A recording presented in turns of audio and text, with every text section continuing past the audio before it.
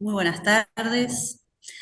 Es un gusto recibirlos en esta nueva actividad de la Cátedra Alicia Boyena, Dependencia Cultural de la Dirección General de Educación Secundaria, en este formato que ustedes ya conocen y que hemos dado en llamar la Casa de Alicia Virtual. Soy la profesora Beatriz Miranda, docente de literatura, especialista en Historia del Arte y Patrimonio y directora de esta dependencia cultural desde el año 2014. En primer lugar, además de darles la bienvenida, agradecer al equipo de trabajo que integro y sin quienes sería imposible llevar adelante todas las actividades de la casa. En especial hoy y para esta actividad, mi compañera en la gestión, la profesora Marcela Turubich, que es la encargada de comunicaciones de la institución, y a mi compañera de administración, Gabriela Borba, sin quienes no sería posible toda la estructura que ustedes saben se genera y a través de la cual estamos en contacto para llevar adelante la actividad. Marcela. Bueno, Bueno, buenas buenas tardes tardes a todos, bienvenidos a a este este habitar habitar. nuestra casa, la casa de Alicia. Es un gusto para nosotros recibirlos por acá. Con algunos nos vimos hace unos días nada más y con otros tantos, bueno, nos estamos encontrando en el día de hoy. Un par de cositas simplemente de funcionamiento. Les pedimos por favor, como decía en el mensaje ese del ingreso, que tengan apagados los micrófonos y las cámaras para evitar todo tipo de interferencia. Van a ver que les va a correr mucho mejor, más fácilmente el poder escuchar la conferencia del licenciado Horacio Bernardo. Sé que tiene más títulos que nos va a contar el inspector Alejandro Villagrán, pero bueno, pedirles eso, ¿no? Porque a veces uno no se da cuenta, queda el micrófono abierto, se mete en la charla, se corta lo que se está diciendo. Al apagar la cámara nuestra también corre diferente todo el tema del transporte de información, ¿sí? Eso les pedimos por ahí.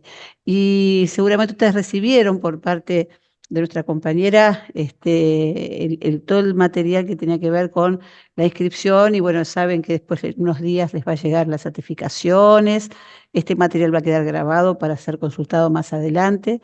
Así que bueno, les deseamos una excelente charla y que esto sea realmente un muy buen encuentro. Por supuesto que agradecemos, y lo hago en nombre del equipo también, de toda la casa, la Inspección de Filosofía de la Dirección General de Educación Secundaria, que es en realidad la organizadora de esta actividad. Nosotros solamente damos el soporte y la estructura, por confiar en nosotros para invitarlos a todos ustedes y generar estos encuentros de formación. Están, por supuesto, con nosotros el inspector profesor Alejandro Villagrán y la inspectora profesora Adriana Muñiz, a quienes ya les estoy cediendo los micrófonos para presentar la actividad. Y le doy una vez más la bienvenida a un ya conocido, querido habitante de la casa, como es el magíster Horacio Bernardo. Bienvenido, Horacio, como siempre. Hola, buenas tardes. Con ustedes ya nos hemos visto hace unos pocos días en otra actividad. Le voy a pasar primero la palabra a la inspectora Elena Muniz para que se presente y después ella me va a devolver la palabra para presentar a Horacio. Bueno, buenas tardes para todos y todas. Espero que se encuentren bien. Es un gusto conocerlos eh, y estar en este encuentro, conocer a Horacio, que no lo conozco personalmente, pero bueno, este primer encuentro. Y bueno, esperamos que esta sea una jornada fructífera para todos y así igualmente las sucesivas. Gracias Horacio, gracias Alejandro, gracias Beatriz y a todos los compañeros de la cátedra que nos habilitan este espacio. Por supuesto, a todos, saludar a todo el público presente. Gracias Alejandro. Muy bien, buenas tardes a todos los docentes de todo el país que están hoy conectados.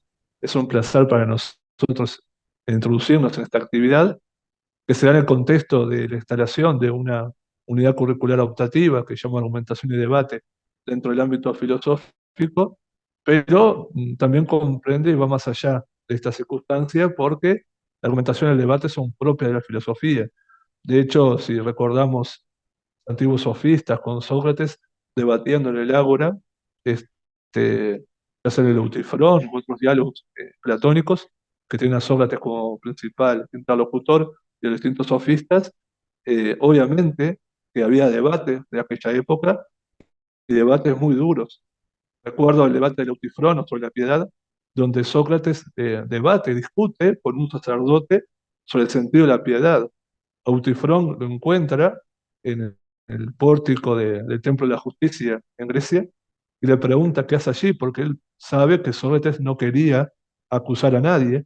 Y él dice, bueno, yo en realidad vengo a defenderme de Melitos Anitos Silicón, de la acusación que había recibido y que lo culmina, bueno, en su sentencia de muerte. Sócrates argumentó, se defendió, estableció sus ideas en el tribunal, pero con Eutifrón empezaron a debatir por Eutifrón, iba a denunciar a su padre por haber, bueno, haber asesinado a un esclavo. Y Sócrates comienza a debatir sobre lo que significa la piedad. Y como la mayoría de los diálogos socráticos, termina no en una solución, no en encontrar la verdad, sino encontrar nuevas preguntas. Yo creo que también el objetivo de un debate, el objetivo de la argumentación, es ver otras perspectivas. No quedarnos con una sola respuesta, sino establecer nuevas preguntas que abren nuevos campos de interpretación y abre la mente, y justamente en eso está el pensamiento crítico, en poder también establecer una crítica de nuestras propias críticas y nuestras propias argumentaciones. Por no hablar de la Edad Media, las cuestiones disputaciones medievales, donde el debate era el examen para ser profesor en la escolástica de las distintas universidades europeas, por no hablar de los salones de discusión de la modernidad en Europa, donde Nietzsche se destacaba, según él, en su propia autobiografía, donde Descartes también lo hacía, con la reina de Estocolmo. Y bueno, distintos filósofos en distintos salones de la burguesía debatían y competían a ver quién daba mejores ideas. Y eso también en diferentes congresos se ha establecido. Yo recuerdo hace unos años que estuve en un congreso en Buenos Aires, donde habían filósofos cínicos y escépticos, y estaban en pleno debate. De hecho, uno de los debates a los cuales acudí, uno de los oradores dejó de ya conocer el primer argumento, se retiró, porque no podía contraargumentar. Y ahí la idea no era ver quién era mejor o quién tenía la verdad, sino establecer los argumentos de cada parte para poder ver cómo se construían los argumentos. Bueno, básicamente, y por eso les digo, no veamos ahora el debate como un método que no se utilizaba en filosofía, porque de tiempos inmemoriales la argumentación y el debate han sido propios de nuestra especialidad. Eh, y ahora sí, es el turno de presentar a Horacio. Horacio Bernardo es licenciado, perdón por llamarlo Horacio, porque lo conozco un poco más, a veces me permito nombrarlo con su nombre de pila. Horacio Bernardo es licenciado en Filosofía por la Universidad de la República y máster en Pensamiento Contemporáneo y Tradición Clásica por la Universidad de Barcelona. Es docente en la Universidad de la República y de la Universidad Clay. En 2013 obtuvo junto a Elías Berizo el Premio Pensamiento de América Leopoldo Sea, máximo galardón a la historia de las ideas en América Latina, otorgado por la OEA. Ese mismo año obtuvo el Premio Anual de las Letras, categoría de ensayo de filosofía, que otorga el Ministerio de Educación y Cultura de Uruguay por el libro Introducción al Pensamiento Uruguayo, el cual ofrece una historia de las ideas filosóficas en el Uruguay en el periodo 1811-2011. Asimismo, su investigación, Ensayo sobre la cotidianidad, fue distinguida en 2020 en el mencionado Premio Anual a las Letras del MEC, categoría de ensayo de filosofía. Es autor de ensayos filosóficos, una historia del pensamiento filosófico del Uruguay, textos sobre argumentación, pensamiento crítico y obras de narrativa. Ha adaptado obras clásicas de filósofos uruguayos para niños y jóvenes y ha llevado al teatro algunos de sus ensayos. Y coordina desde el año 2021 el Plan Educativo Cultural de la Administración Nacional de Educación Pública. Y esto queda corto porque él trabaja también en los clubes de arte. Hoy presentó un juego de naipes sobre derechos humanos. Bueno, realmente es una persona, ha escrito canciones sobre Rodó, por ejemplo, el himno a Rodó. Realmente es una persona que no parece de esta época, sino parece de la época renacentista. Siempre se lo digo. Y bueno, y para mí es un honor, sobre todo cuando yo le pedí un currículum abreviado, me dijo, soy una persona. Yo le agregaría que es un excelente ser humano. Así que le doy la palabra a Horacio y muchas gracias por estar aquí. Es que desmutearte. Bueno, en primer lugar, bueno, muchas gracias,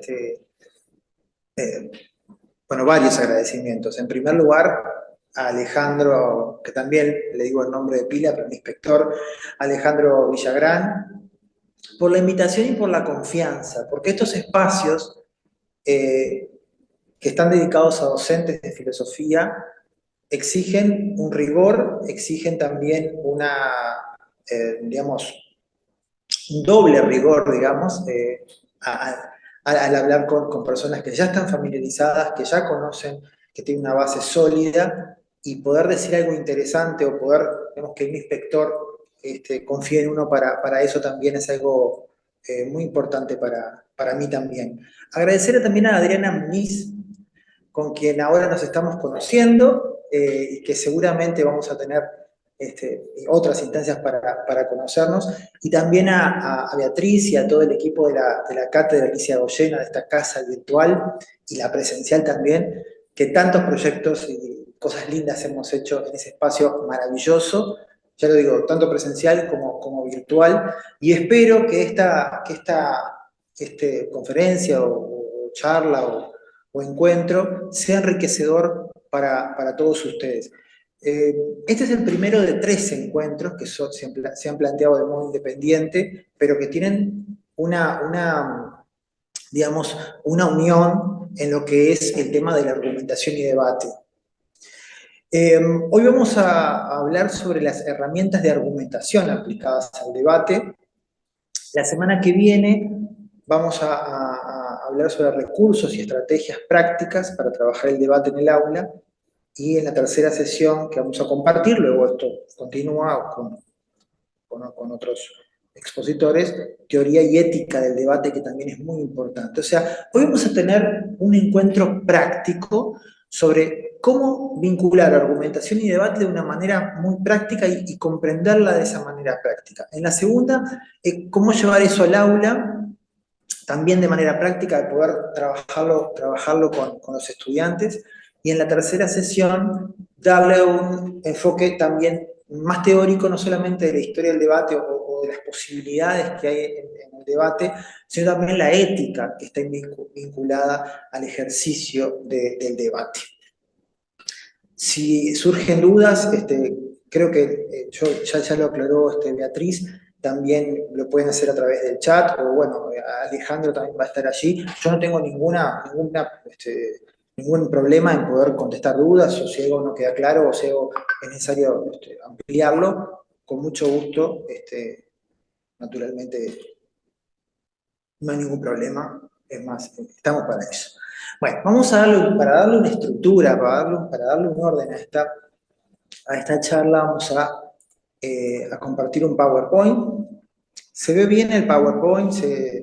¿Está todo bien? Se ve perfecto. ¿Se ve perfecto? Está. Bueno, entonces vamos a ir entonces a ver el esquema de la exposición, que es bastante lo que tenemos para compartir hoy, pero espero que sea sustancioso. Vamos a ver 5 puntos, o 5 partes de esta charla. La primera de ellas, vamos a ver la argumentación en el formato de debate. O sea, vamos a hablar de algunos aspectos de la argumentación y cómo se vincula con un determinado formato de debate, porque hay distintos formatos de debate que son, en la tercera sesión lo vamos a ver con más profundidad. Luego vamos a ver en la segunda parte estrategias para la creación de argumentos, porque a veces hablamos de argumentación, de tipos de argumentos, en fin, pero bueno, ¿cómo se crea un argumento? Si yo tuviera que argumentar sobre un asunto, ¿dónde saco yo material para crear mis argumentos? Bueno, de eso vamos a hablar en la segunda, o cómo encuentro mecanismos de creatividad para poder encontrar argumentos. Eso vamos a hablar en la segunda parte.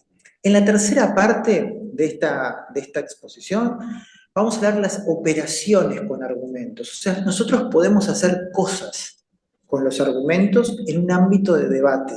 Bueno, a eso le llamamos aquí operaciones. ¿Qué es lo que podemos hacer desde el punto de vista práctico cuando debemos defender una idea o refutarla? Eso lo vamos a ver después. En cuarto lugar, algo que aparece muchísimo en el ámbito de la confrontación del debate son las preguntas. ¿Qué es lo que sucede cuando aparecen preguntas? Bueno, eso vamos a ver en la cuarta parte. Y en la quinta vamos a esbozar algunos elementos que son fundamentales en el vínculo, bueno, fundamentales para la argumentación, pero también en el vínculo con el debate, que es los supuestos y las objeciones. Esto va a quedar esbozado porque, a ver, es todo un tema en sí mismo, pero vamos a decir algunas notas que van a resultar de interés. Bueno, sin más preámbulos, se ha quedado claro el esquema, entonces vamos a ir hacia el primer elemento, que es la argumentación en el formato del debate. Algunas bases de esta exposición. Cuando hablamos de argumentación, aquí vamos a hablar fundamentalmente de un enfoque pragmadialéctico de la argumentación. Y aquí yo tengo un libro que también lo he puesto ahora en la exposición y lo voy a compartir también, que es Argumentación, Análisis, Evaluación, Presentación, que es de Franz van Emeren y otros autores. No porque sea esto el único libro, para nada, pero sí que hay algunas referencias teóricas que yo imagino que ustedes ya conocen, pero que simplemente voy a enunciar algunos aspectos fundamentales que tienen que ver con el ejercicio del debate. Ahora bien, cuando hablemos de debate en esta exposición, vamos a hablar de un formato de debate, que es el formato de debate escolar internacional. ¿Por qué? Porque hay distintos formatos de debate y hoy por hoy, y bueno, en este año cuando veamos también las cuestiones de los debates presidenciales, en fin, vamos a presenciar distintos formatos. Pero este formato que yo les voy a comentar tiene una peculiaridad, es que se puede trabajar muy bien en el aula y que tiene mucha bibliografía a nivel internacional, mucha que también se puede conseguir de modo gratuito para seguir perfeccionándose, para seguir potenciando los conocimientos. Eso después vamos a hablar un poquito más. Y esta exposición tiene un enfoque netamente práctico, ¿sí? O sea que esas son algunas bases de esta exposición. Con respecto a cuando hablamos de argumentación, hay algunos conceptos que son clave cuando lo vemos desde el punto de vista desde el enfoque del debate. Y uno de los asuntos importantísimos es el concepto del punto de vista. Cuando nosotros argumentamos, y esto en el enfoque pragmadialéctico es fundamental, siempre partimos de la base de que hay una diferencia de puntos de vista.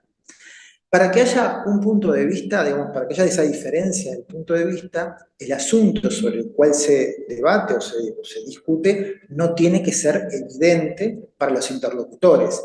Y hago esta aclaración porque en una situación de diálogo puede suceder que algo sea evidente. Por ejemplo, Colón descubrió América en 1492, bueno, ¿quién va a debatir eso? Pero en otro ámbito, pongámosle de historiadores o de personas que son más críticas, pueden decir, no, a ver, descubrió no, sino que conquistó América. Entonces, ya la cuestión el enunciado, digamos, de Colón descubrió América en 1492, deja de ser una simple afirmación para poder ser algo controvertido. Esto quiere decir que no es obvio en el universo o en la comunidad de hablantes en la que estamos, en la que se está trabajando. Y aclaro, lo que es obvio para una comunidad de hablantes, para un grupo de hablantes, puede no ser obvio. Basta que pueda haber dos posiciones respecto de una afirmación, una negación, para que pueda haber ya más de un punto de vista y eso se pueda debatir.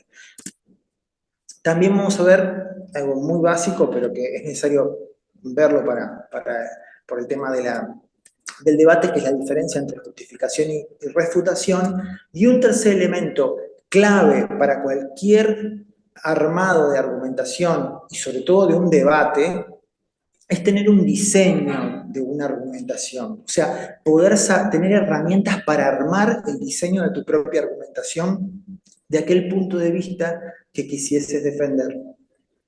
Algo que quiero aclarar, cuando uno dice defender un punto de vista o en el ámbito de debate, no quiere decir que uno tenga que ser dogmático. Y es más, el debate como herramienta didáctica, eso lo vamos a ver en la segunda sesión, es excelente para romper el dogmatismo, porque siempre que tenés que preparar un debate, siempre tenés que preparar los dos puntos de vista, en caso en general son dos contrapuestos, sobre un asunto, ¿no? Si, por ejemplo, yo quiero defender que Colón descubrió América, tendría que también saber los mejores argumentos de aquellos que piensan que Colón conquistó América, para poder incluso defender mejor mi punto de vista. En el caso de este libro de Van Emmeren y varios autores, dice, el primer análisis, acá traigo una cita, el primer análisis que deberá afrontar un estudio argumentativo será la identificación de opinión principal que está en juego y qué tipo de diferencia de opinión es. Una diferencia de opinión se manifiesta cuando un punto de vista de una parte se encuentra con la duda de la otra. Esta duda puede enfrentarse como una necesidad de poder tener más información, pero también como una postura crítica que plantea objeciones ante ese punto de vista. Entonces, el primer concepto clave es decir, y desde el punto de vista pragmadialéctico de la argumentación, hay una diferencia de puntos de vista y la argumentación va dirigida hacia, a tener que ver con argumentar en favor de o en contra de algún punto de vista. Siguen diciendo estos autores, el propósito de la argumentación es siempre defender un punto de vista. Si el punto de vista es positivo, la defensa consiste en la justificación de una proposición. Por ejemplo, yo les digo, creo que el Uruguay debería tener políticas para reforzar su identidad nacional. Bueno, está bien. Eso es todo. Si yo quisiera demostrar esto o argumentar en favor, voy a tener que construir argumentos para justificar esta postura, esta proposición. Ahora, si la argumentación es empleada para defender un punto de vista negativo, entonces se trata de una refutación de la proposición. Por ejemplo, no debería incentivarse el lenguaje inclusivo. Bueno, entonces, si bien yo tengo que justificar eso, en ese sentido se habla de refutación. Pero siempre lo que estructura cualquier argumentación es un punto de vista. La argumentación es, pues, siempre un intento de justificar o refutar algo. Disculpen que sean cosas básicas, pero van a ver cuando hablemos más del debate que esto es clave. Y el tercer elemento que les quería comentar es el que tiene que ver con la argumentación y la estructura argumentativa. Y en ese sentido, el enfoque pragmadialéctico es muy útil, hasta incluso como herramientas, porque trae incluso herramientas gráficas para poder trabajar esta estructura argumentativa. Toda argumentación va dirigida a probar un punto de vista, hemos dicho. Y la estructura argumentativa, o sea, cómo voy a diseñar yo esa argumentación, contempla la argumentación múltiple, coordinada y subordinada. Esto lo van a poder encontrar en el capítulo 5 de este libro para profundizar. Pero vamos a ver un ejemplo para que a ustedes les quede más claro y también cómo esto se vincula con el debate. Por ejemplo, partamos de un punto de vista, ¿no? La obesidad moderada debería dejar de ser considerada una enfermedad. ¿Sí? Pongamos que este es el punto de vista. ¿Es válido como punto de vista para debatir? La respuesta es sí. ¿Y saben por qué? Porque no es obvio, porque se podría defender lo contrario. Ahora bien, cuando nosotros armamos una argumentación, nosotros lo primero que vamos a definir, digamos, hay distintas estrategias que lo vamos a ver en la segunda parte de cómo crear argumentos. Pero el modo de organizar una argumentación va a ir en lo que se llama la creación de líneas argumentales. Y es lo que desde el punto de vista de la teoría pragmadialéctica se llama la argumentación múltiple. Por ejemplo, para ir ya al grano, nosotros podríamos defender este punto de vista creando dos argumentos que entre sí no tienen una relación específica. Ahora van a ver, ahora voy a liberar para que se vea el segundo. Que entre sí no tienen una relación específica. ¿Sí? Cada uno abre una línea argumental diferente. O sea, hay múltiples líneas argumentales que se pueden abrir. Por ejemplo, Uno de los argumentos que se podría esgrimir es el argumento del estigma. A veces se le ponen títulos a los argumentos, no es obligatorio, pero a veces se lo hace para generar una mayor claridad. Por ejemplo, se podría decir que considerarla una enfermedad estigmatiza a las personas que no cumplen con los cánones de belleza. ¿Sí? Un posible argumento. Y otro, un argumento segundo, el de la información obsoleta, porque nuevos estudios científicos, cuestionan los estándares médicos para medir la obesidad. Una vez, imagínense este esquema muy básico que hemos armado acá. Es muy útil desde el punto de vista, para defender un punto de vista, porque si yo quisiera defender esto, yo oralmente podría ir recorriendo los distintos aspectos del esquema. Por ejemplo, podría decir, yo creo que la obesidad moderada debería dejar de ser considerada una enfermedad, y esto por dos razones principales. La primera, porque estigmatiza a la persona, porque considerarla una enfermedad, esta obesidad moderada, estigmatiza a las personas que no cumplen con los cánones de belleza. Pero no solamente esto, sino que además la información con la que se cuenta es obsoleta porque nuevos estudios científicos cuestionan los estándares médicos para medir la obesidad. Por supuesto que para esta argumentación todavía le falta lo que es la evidencia, le faltan otras cosas. Pero yo hice acá una especie de acting, de exposición argumentativa, para que ustedes vieran cómo el esquema me permite a mí ir guiando mi propia exposición de un modo muy claro y muy ordenado. Veamos otro ejemplo con un poquito más de complejidad para que ustedes vean este enfoque, digamos, de la estructura y cómo se traduce prácticamente a algo muy, muy concreto, muy útil a la hora de defender una idea, pero también, o refutar una idea, pero también a la hora de debatir. Pongamos este otro punto de vista. No debería incentivarse el uso del lenguaje inclusivo, que fue lo que les dije hace un poquito como ejemplo, que lo tenía acá también. Ahí está. Y aquí tenemos dos argumentos, dos líneas argumentales, una argumentación múltiple. Ojo, puede haber 3, 4, 5 líneas argumentales. Aquí pongo dos también por una cuestión de claridad expositiva y también por una cuestión gráfica para que se pueda ver toda la argumentación en un solo esquema. Por ejemplo, un argumento o una línea sería la inutilidad, ¿no?, del lenguaje inclusivo. El lenguaje inclusivo no es útil para la eliminación de la discriminación. Y un argumento 2 es porque no acompaña al uso natural de la lengua. Son dos argumentos que ustedes habrán escuchado que se utilizan en general para refutar el incentivo, digamos, del uso del lenguaje inclusivo. Pero Van Emmeren y el esquema que se propone en la argumentación no queda acá.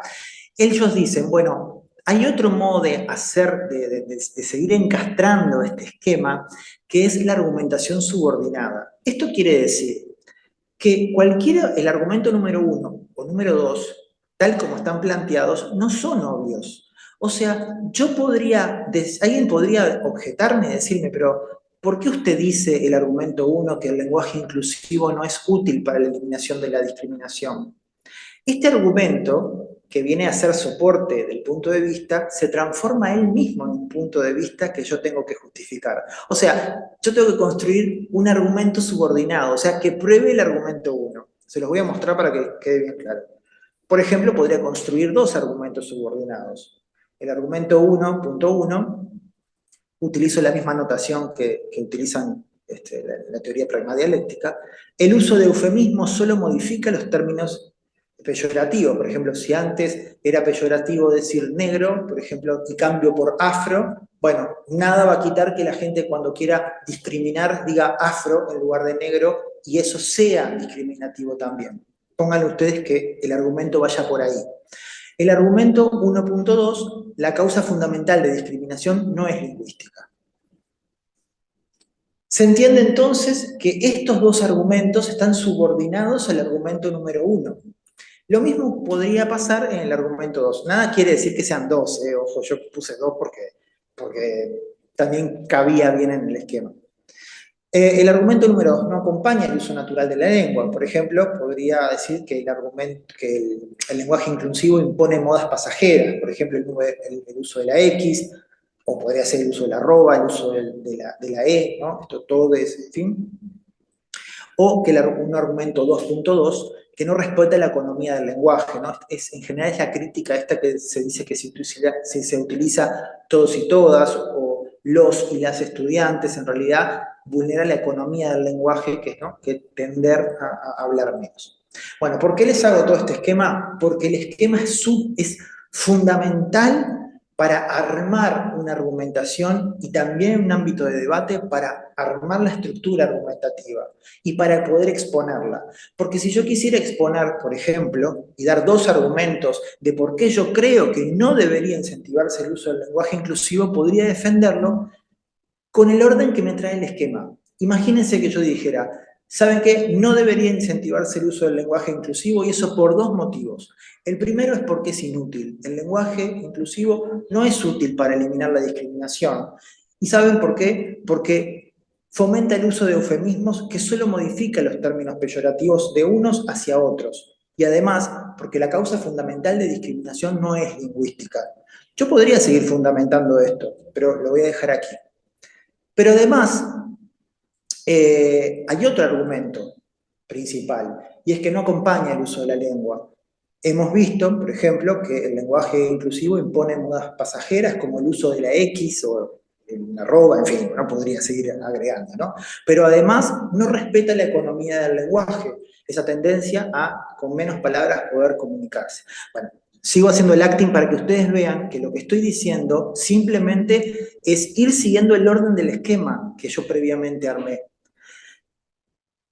Podría seguir subordinando, o sea, el argumento, por ejemplo, el argumento 2.2, no respeta la economía del lenguaje. ¿Podría tener subordinadas? Sí, porque alguien me podría decir, ¿y de dónde saca usted que no respeta la economía del lenguaje? Yo tendría que justificar eso, o sea, fundamentar, ir con un argumento 2.2.1, ¿no?, que estaría debajo de este. ¿Queda claro estas cuestiones que tal vez para muchos simplemente reordene ideas o refresque, o tal vez sea un preámbulo para poder trabajar ahora sí lo que tiene que ver con lo que aporta el debate como algo diferente de esto que acabamos de decir, que es una argumentación que perfectamente podría resultar útil para presentar una oratoria o un ensayo?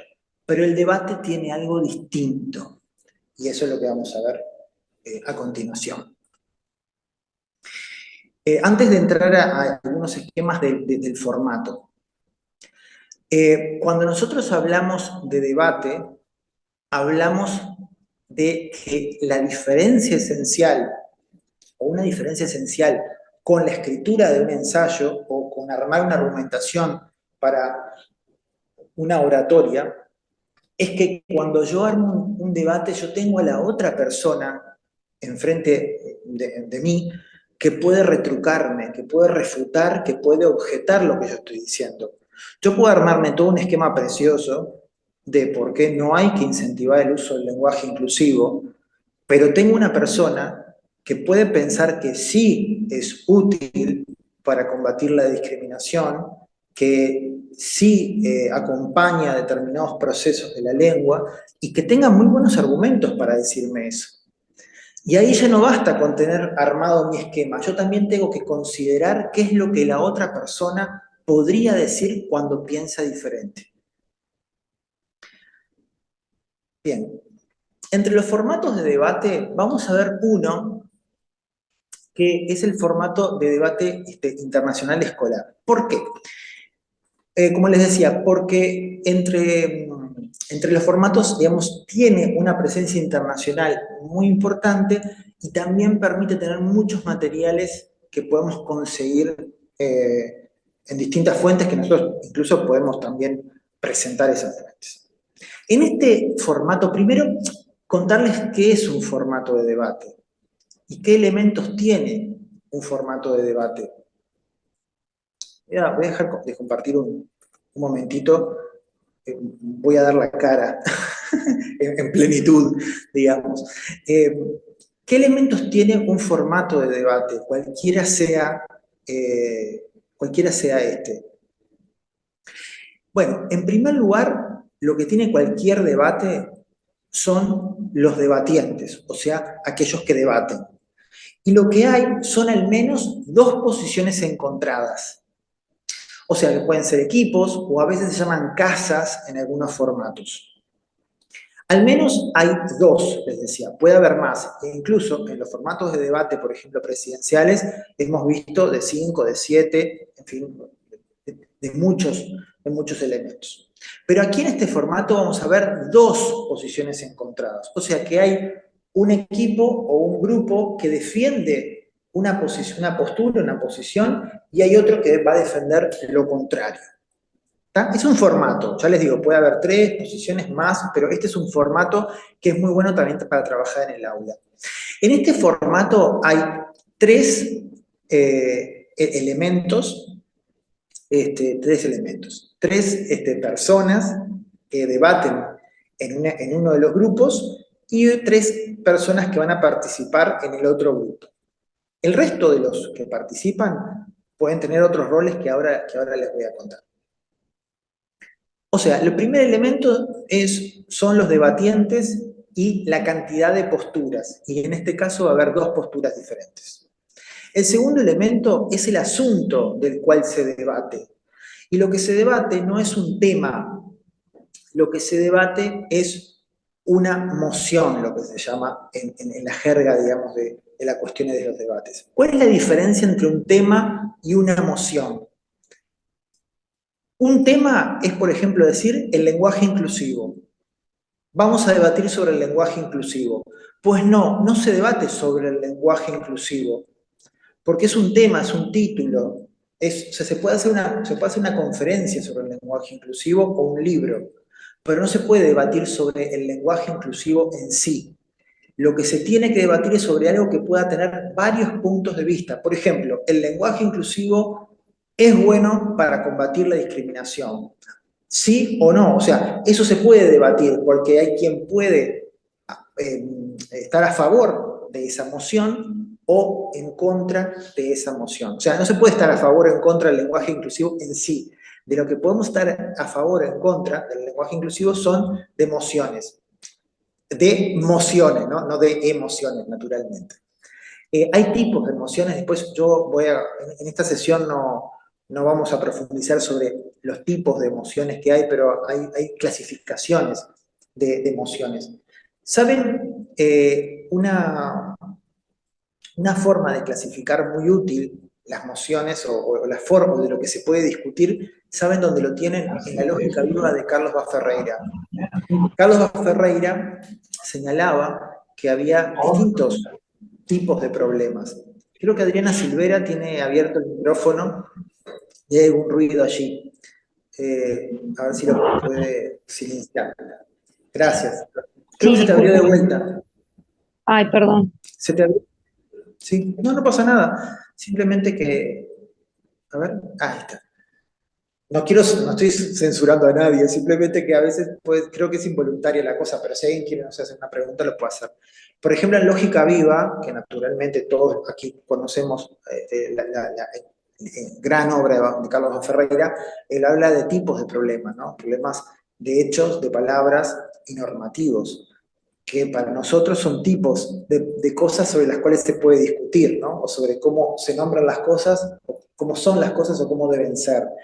En este caso, por ejemplo, si debería fomentarse el lenguaje inclusivo o no debería, es algo que se puede debatir. O sea, no se debate temas, se debate sobre una moción. Y lo que tiene el tercer elemento del debate es que se debate ante alguien, que en este caso son jueces, alguien que juzga el debate y que va a determinar un ganador del debate. Y acá voy a hacer una aclaración. Siempre cuando se juzga un debate, o por lo menos en estos formatos o en las cuestiones educativas, no estamos hablando de que el juez es un público que va a juzgar, a ver qué es lo que le convence más, el truquito retórico, la mentira, no, sino los elementos técnicos, o sea, la estructura argumentativa, lo que es el estilo de expresión y determinados elementos que van surgiendo dentro del debate. O sea, cuando nosotros tenemos un debate tenemos los debatientes, tenemos una moción y tenemos un ante quién, que son los jueces. Ahora bien, el formato de debate lo que permite y lo que es realmente muy útil para educar en pensamiento crítico es que más allá de que te toque defender una postura o que tengas que hacerlo frente a los jueces, lo realmente importante es todo el proceso de preparación, de estructuración de una argumentación, como lo que vimos, pero que además tiene que considerar algo más, que además de preparar tus propios argumentos, también tenés que estar preparado o preparar cuáles serían las contestaciones a las posibles objeciones a esos argumentos. ¿Sí? Estos son distintos anuncios que, naturalmente, cada una de estas cosas las vamos a ver en más profundidad. Espero que vaya quedando claro toda esta exposición. Si algo no queda claro o queda confuso, por favor, nada, dentro de lo que, no sé, Alejandro sé que está recepcionando allí algunos, si surgen algunas dudas, naturalmente que no me gustaría que algo que quedara confuso o simplemente por... Carmen Saubaber dice que está muy clara la exposición, así que seguimos Está. entonces. Clarísimo. Bueno, eso. Perfecto. Bueno, voy a ir de vuelta a la presentación. Y les quiero mostrar algunos elementos de este formato de debate. A ver. Ay. A ver. En cada debate se presenta un asunto de discusión que es una moción, esto ya lo dije, la moción es el punto de vista que se desea aprobar o refutar en caso de que, yo les dije, hay dos posturas, ¿no? Si debatimos sobre, por ejemplo, yo considero que debería fomentarse el lenguaje inclusivo, hay un equipo o un grupo que va a defender esto y el otro equipo va a intentar refutar y defender lo contrario, ¿no? Y en un debate hay dos lados, bueno, esto lo acabo de decir, uno que intenta probar un punto de vista, justificar, y el otro que intenta probar un punto de vista contrario, refutar. Y los debatientes debaten frente a jueces. ¿Sí?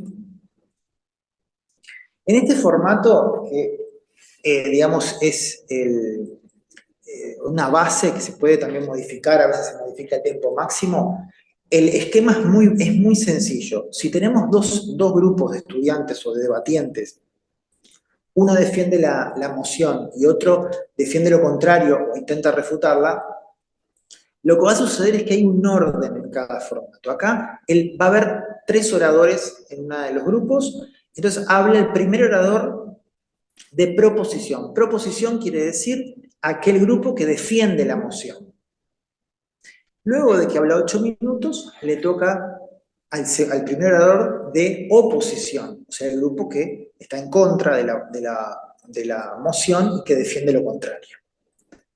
Luego, el segundo orador del grupo de proposición, el segundo de oposición, el tercero de proposición, el tercero de oposición, y luego hay un remate o un cierre en el que el primer o segundo orador da un discurso más pequeño de 4 minutos que intenta mostrar por qué su lado es el más fuerte, digamos, o que ha presentado los mejores argumentos.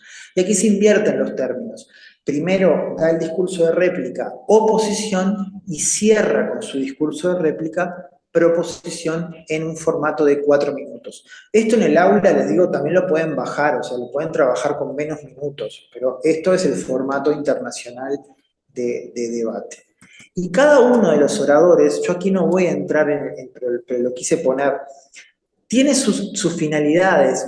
Y esto está bueno también porque permite darle un orden al debate. Por ejemplo, el primer orador presenta el tema. Si yo quisiera debatir, por ejemplo, creo que el fútbol es un deporte violento.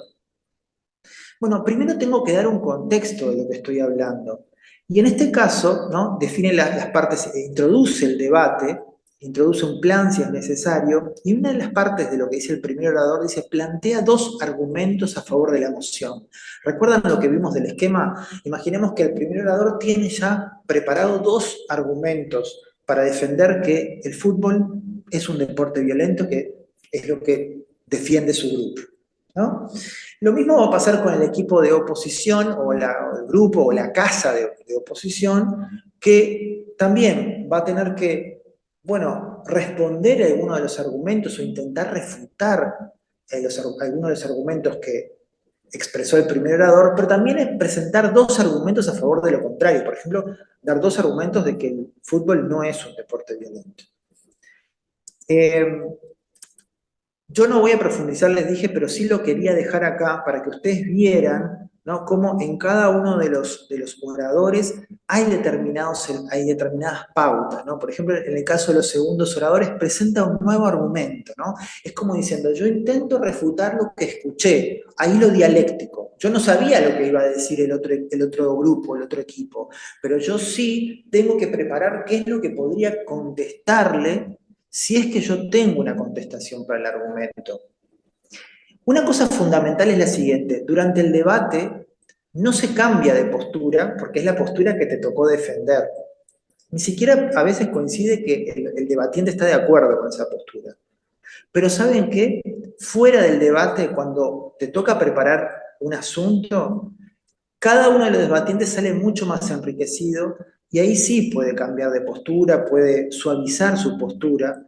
¿Por qué? Porque no solamente prepara una argumentación de lo que ya creía, sino que tiene que preparar una argumentación, inclusive por estrategia, de aquello que piensa la posición contraria. Entonces es buenísimo. Quiero aclarar esto porque a veces dicen, bueno, pero en el debate no puede cambiar de postura a alguien. No, en el juego del debate como un elemento en sí, no, pero sí lo es una herramienta para saber ponerse en los zapatos de defender una postura y poder tener también la conciencia de reconocer los mejores argumentos de la postura contraria, porque eso es vital para poder participar en un debate. En el caso del tercer orador en este formato, no introduce argumentos porque intenta potenciar los argumentos que ya dijeron sus otros compañeros. También, por supuesto, refutar, complementar, en fin. Y finalmente, bueno, en los discursos de réplica, ahí hay un cierre, naturalmente no hay presentación de nuevos argumentos. Entonces, todas estas cuestiones que trae el debate, que traen los formatos, no solamente traen algo que permite profundizar el trabajo en el aula, sino también que permite organizar la tarea del pensamiento crítico y también ponerse en los zapatos de la posición contraria, de la posición de quien defiende lo contrario a lo que estamos diciendo. Por ejemplo, si yo dijera, bueno, hay que fomentar, yo estoy, o esta casa o este grupo defiende que debería comenzarse un proceso de sustitución de los baños separados por sexo en baños mixtos, en las oficinas públicas o en los espacios públicos. Pues bien, yo puedo hacer toda una argumentación, pero el debate lo que a mí me implica es que yo tengo que hacer la argumentación para saber qué es lo que defendería o qué me podrían decir aquellos que están en contra de que haya baños mixtos o que se fomente eso. Bueno, aclarado este punto, ¿se trancó? Ahí está. Aclarado este punto, decirles, como ya les dije, que un debate se plantea ante jueces y que los jueces consideran tres criterios que están establecidos en rúbricas, que es de argumentación, estilo y estrategia. Cuando hablamos de estilo, hablamos de la parte de exposición, y cuando hablamos de estrategia, hablamos de decisiones que se toman en el debate. Porque en este formato hay un elemento crucial, fundamental, y es el siguiente, es el que le da también sal a todo este formato. Cuando un orador está hablando en cualquiera de los discursos de 8 minutos, o sea, en los primeros 6, cualquier orador del grupo contrario puede levantar la mano y pedir lo que es un punto de información. Esto quiere decir pedir el hecho de hacer una objeción. Imagínense que yo estoy hablando, bla, bla, bla, bla, bla, estoy argumentando divinamente, y alguien del grupo contrario levanta la mano o dice punto de información, hay distintos modos de avisarlo. Si yo habilito esa pregunta, entonces el otro grupo, la otra persona me va a hacer una pregunta o una objeción que yo voy a tener que contestar. Entonces fíjense que además de defender mi punto de vista, yo tengo también la exigencia de estar prestando atención a las posibles objeciones que me pueden hacer del equipo contrario. Esto le da todo un movimiento y arma, o sea, quita la argumentación del formato ensayo u oratoria, o sea, un orador dirigiéndose a un público que no va a hacer objeciones en el momento, a un formato mucho más dialéctico en el que sí van a surgir objeciones en el momento y que yo tengo que incluir ese elemento en mi propia preparación de lo que voy a defender. Bien, todo esto en relación al formato de debate, que como podrán ver esto es un esbozo, pero creo que está bueno poder definir algunos elementos. En la segunda parte vamos a ver las estrategias para creación de argumentos. Y ustedes van a decir, bueno, ¿cómo creación de argumentos? Sí, bueno, hay argumentos, en fin, pero mi pregunta, o algo que queda a veces por fuera, es cómo creo yo un argumento, cómo se me ocurre a mí, o sea, no es por generación espontánea, así como que sucede. Para esto hay que hacer una aclaración preliminar. La principal fuente para la creación de argumentos es la investigación de los temas, o en este caso de las mociones, que implica investigar temas. Por ejemplo, si yo digo, creo que debería crearse un ministerio de la mujer, por ejemplo. Bueno, está bien, es una postura, es un punto de vista, porque alguien podría decir, no debería crearse un ministerio de la mujer. Bueno, esto ya implica investigar un tema, ¿no? ¿Qué pasó en los países donde hay un ministerio de la mujer o no? En fin, como este tema, cualquier otro, ¿no? Como el lenguaje inclusivo. Si vos decís que hay que fomentarlo o no, eso te va a obligar a investigar sobre el tema lenguaje inclusivo. No voy a aclarar más sobre esto porque creo que ha quedado claro. Para esto miremos dos tipos de emociones como ejemplos que nos van a dar ahora estrategias para crear argumentos, siempre tomando en cuenta que la investigación es lo fundamental. El fútbol es un deporte violento, que es un poquito, ya lo usé como ejemplo anteriormente. Ahí dice emoción de hecho, no le den corte eso, después lo vamos a ver cuando veamos los tipos de emociones. No en esta sesión, sino en otra. Y otro ejemplo, debería prohibirse el consumo recreativo de marihuana. Moción política, no quiere decir política partidaria, sino de lo que debería o no debería hacerse, en fin.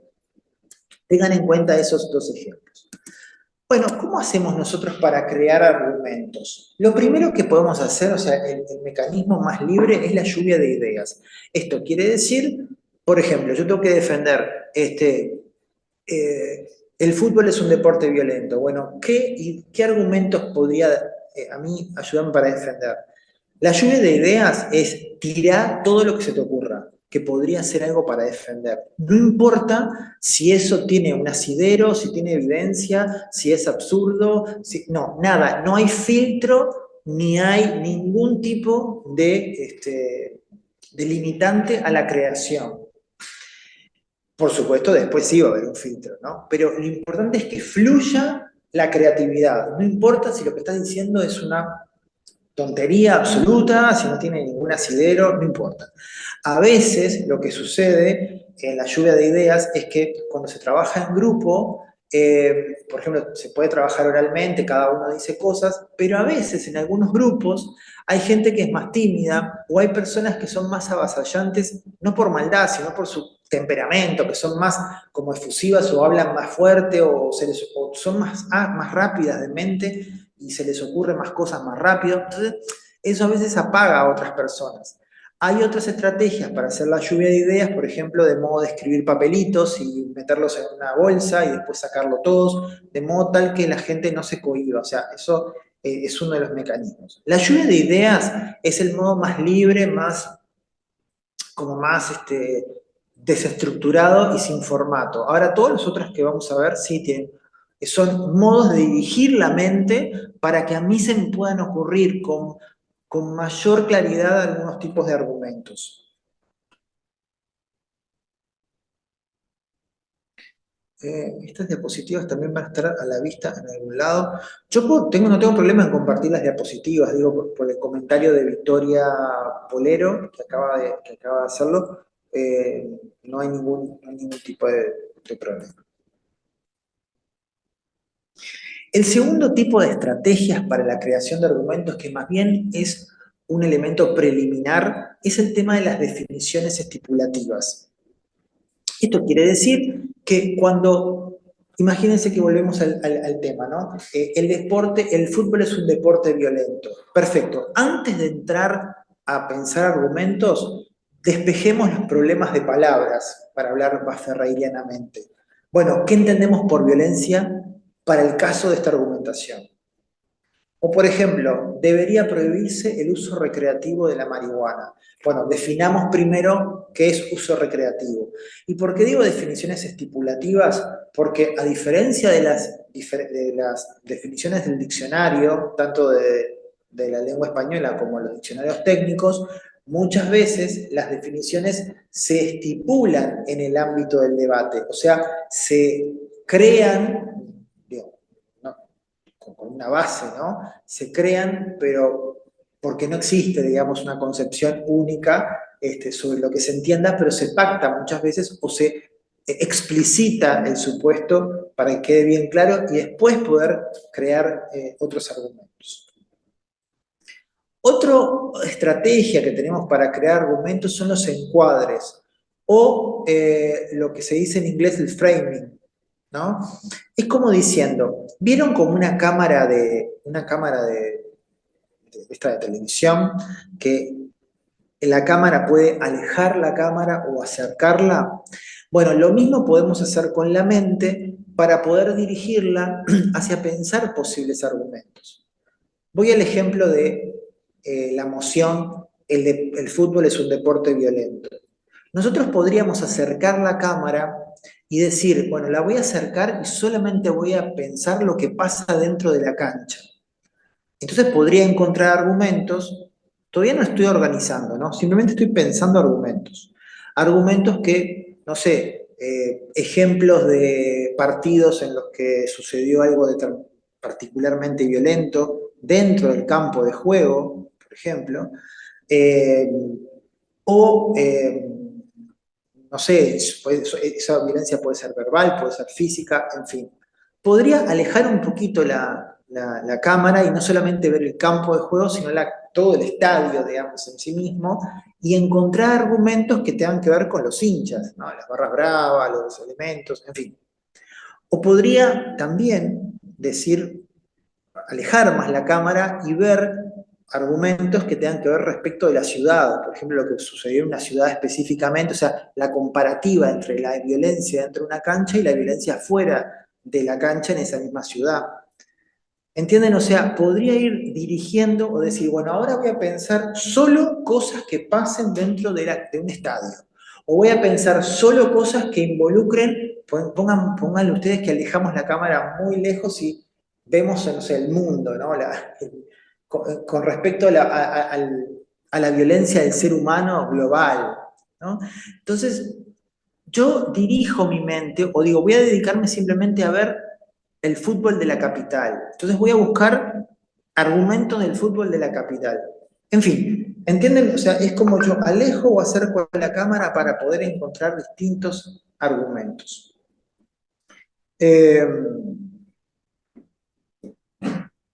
Cuarto elemento, tipos de evidencias que podrían apoyar o refutar la posición.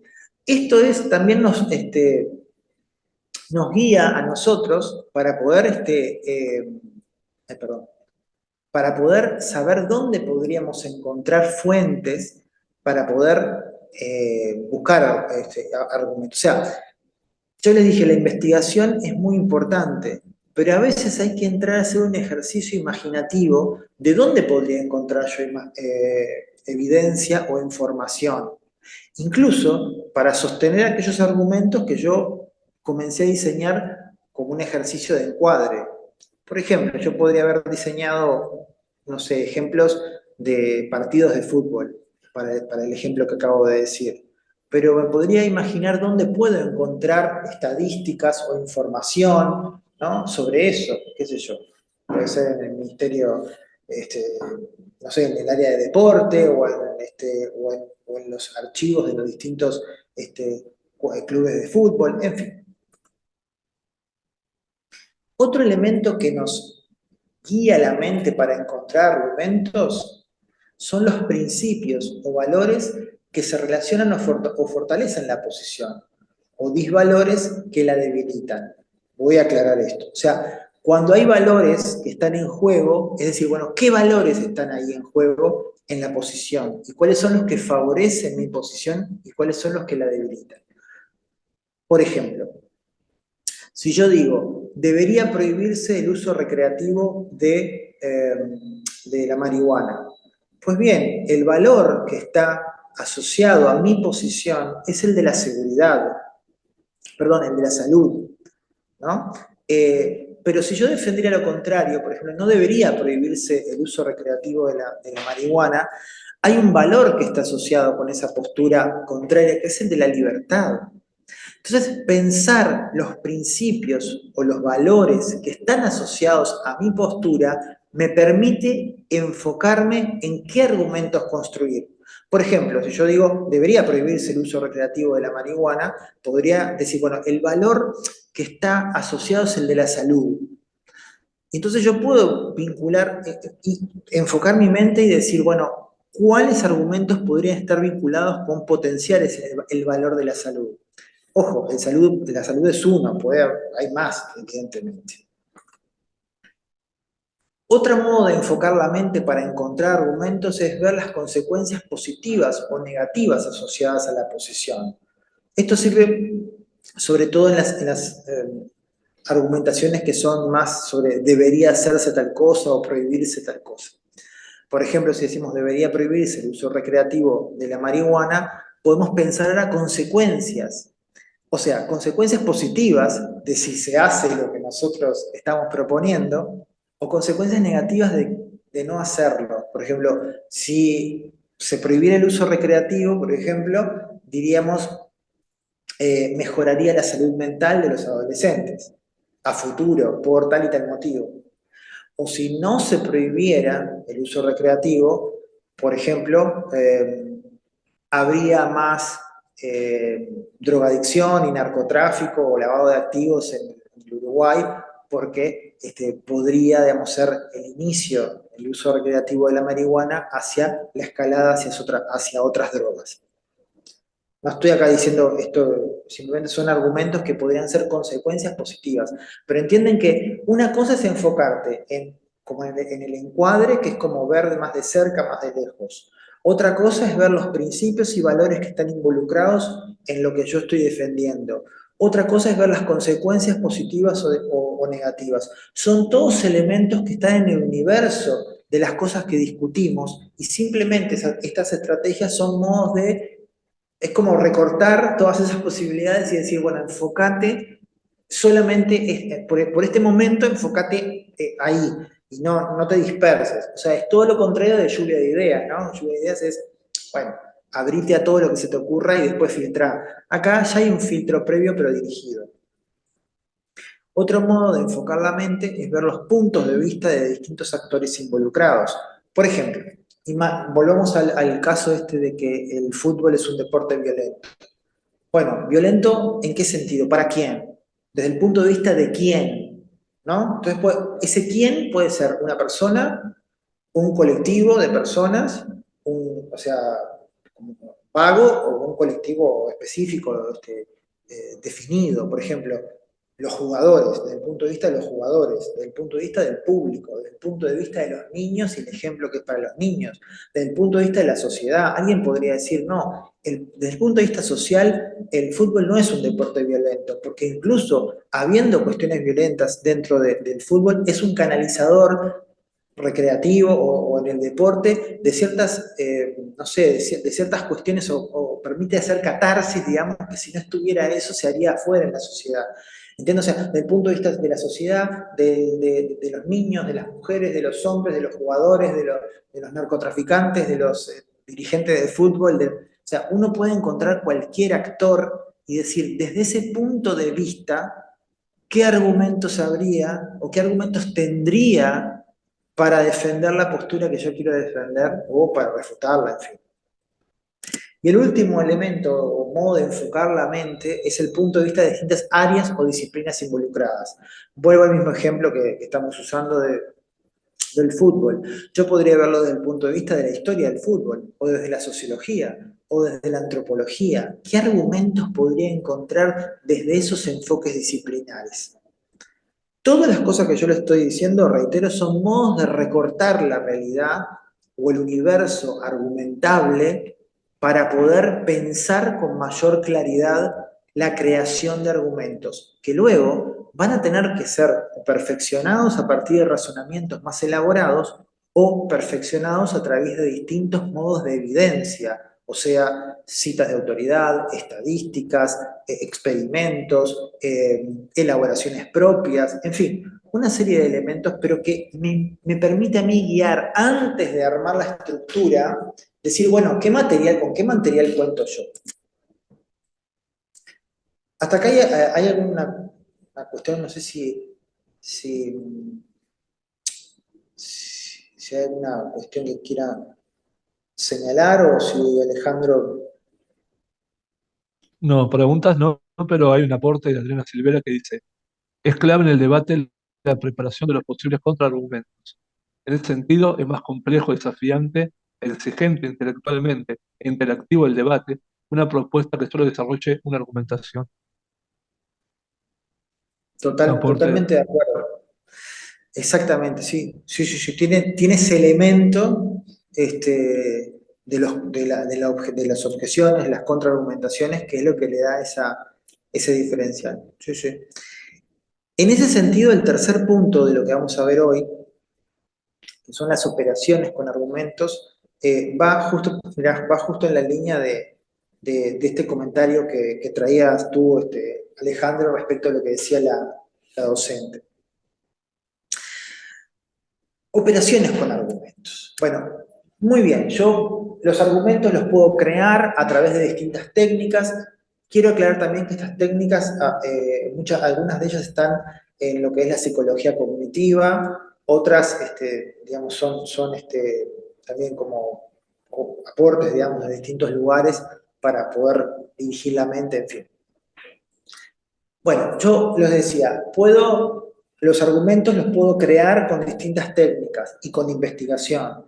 Los puedo organizar a través de un esquema argumentativo. Pero ¿qué puedo hacer con estos argumentos en el marco de un debate? Y ahí vamos a hablar nosotros a lo que nosotros llamamos operaciones con argumentos. Y vamos ahí sin más preámbulos. Ahí está. Para eso nosotros tenemos que ver dos cosas. Si son argumentos que están de nuestro lado del debate, ahora voy a decir qué es eso, o si están del lado del debate contrario, o de la otra posición. Imaginemos un asunto. No sé, debería legalizarse la eutanasia, por ejemplo, ahora que también es un tema que está en discusión. Perfecto. Va a haber dos posturas en un debate. O sea, si esa es la moción, debería legalizarse la eutanasia, el equipo de proposición va a defender que debería legalizarse la eutanasia. Mientras que el equipo o la casa o el grupo de oposición, son distintos modos de llamarlo, va a defender que no debería legalizarse la eutanasia. También pongo este ejemplo, que es un debate que está presente actualmente. Bueno, entonces, dicho esto, ¿qué es lo que podemos hacer con los argumentos de nuestro lado? O sea, con los que nosotros vamos a organizar, vamos a trabajar con ellos para poder armar nuestra defensa, ¿no? de la cuestión. Bueno, lo primero que podemos hacer es, introducir argumentos. O sea, recuerden lo que acabamos de ver hace un ratito. Nosotros tenemos modos de crear, de inventar argumentos. Pero hay una decisión que nosotros tomamos, y es, si nosotros esos argumentos, ¿cuáles introducimos dentro de nuestro esquema argumentativo de defensa y cuáles eliminamos? Por ejemplo, argumentos que pueden ser muy vagos o que pueden ser muy débiles, deben ser eliminados. ¿Por qué? Porque Cuando un argumento es muy débil, también, incluso a nivel estratégico, también permite que la otra parte se pueda agarrar de un aspecto débil e intentar neutralizar toda la argumentación. Eso lo decía Ferreira también en Lógica Viva. Entonces, una de las primeras decisiones o operaciones es la decisión de si introduzco o no.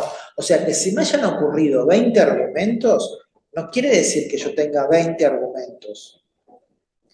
Capaz que tengo 3, capaz que tengo 7, 5. Incluso aunque los 20 argumentos sean buenos, capaz que no tengo el tiempo suficiente como para poder desarrollarlos.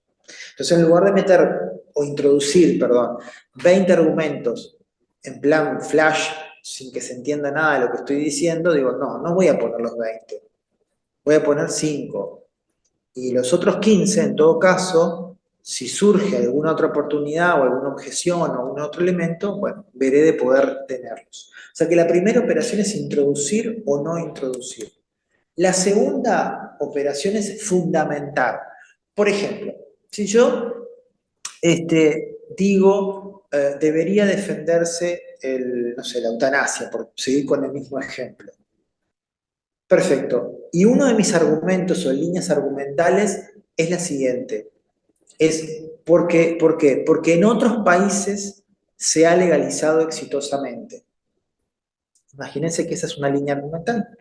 Bueno, pues bien, fundamentar quiere decir darle mayor contenido a ese argumento. O sea, poner argumentos subordinados que puedan darle mayor potencia. Porque si yo simplemente digo, ha sido exitoso en otros países, quedo muy desnudo, muy expuesto. Que alguien me pregunte, bueno, ¿en cuáles? ¿De qué modo exitoso? En fin, piensen ustedes en esta metáfora, que una argumentación es como una especie de construcción, una catedral, digamos.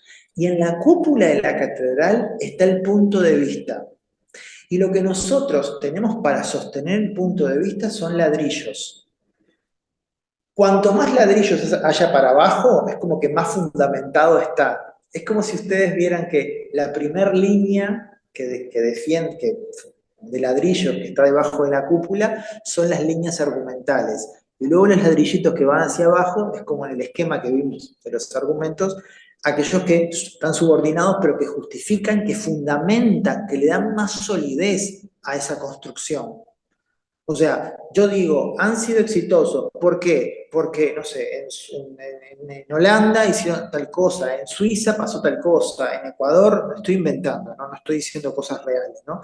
Entonces, si alguien me pregunta o si yo tengo que complementar ese argumento, tengo una solidez. Vieron que hasta las metáforas son arquitectónicas, ¿no? Fundamentar, ser sólido. Bueno, todo eso que yo vaya dándole más información, más elementos a cada una de las líneas argumentales, es la operación de fundamentar, que no solamente me sirve para ser más sólido en la construcción argumentativa, sino también para poder hablar más tiempo. Perdonen que lo diga así, pero en el ámbito del debate también, 8 minutos, cuando vean con los estudiantes, para poder hablar 8 minutos con sustancia, hay que tener fundamento.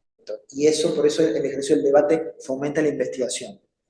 Y el tercer argumento, la tercera operación que podemos hacer con argumentos es la de fortalecer. Si volvemos a la metáfora de la catedral, esta de la cúpula y los ladrillos que vienen a fundamentar esa cúpula que es el punto de vista, ustedes piensen que el equipo contrario es como que me está tirando piedras, como que está tirando piedras, digamos, para romper esa fundamentación. ¿Cómo ese tirar piedras es establecer objeciones? Si yo digo, bueno, en Holanda fue exitoso, no sé qué, bueno, el otro equipo podría tener información acerca de por qué en Holanda no fue exitoso, por ejemplo, ¿no? O si volvemos a la cuestión por ejemplo, otra moción diferente, ¿no? El Uruguay debería fomentar o plantear políticas de fomento para que los uruguayos tengan más hijos, ¿no? Por el tema de la natalidad que está bajando. Bueno, yo tengo capaz que todo un esquema buenísimo de por qué habría que, no sé, pagarle a las mujeres que tengan más de 3 hijos, en fin, pero capaz que el equipo contrario tiene una argumentación buenísima de por qué pagarle a las mujeres para que tengan más de 3 hijos vulneran, no sé, sus derechos como mujeres, de poder desarrollarse como profesionales, en fin. Entonces, claro, una tercera operación que yo tengo que hacer con mi argumentación, que no es fundamentar simplemente lo que yo ya defiendo, sino fortalecer. Y esto, en términos argumentativos, quiere decir pensar las posibles objeciones con sentido, buenas objeciones que se podrían hacer a mis argumentos y pensar las respuestas que yo podría tener a cada una de ellas.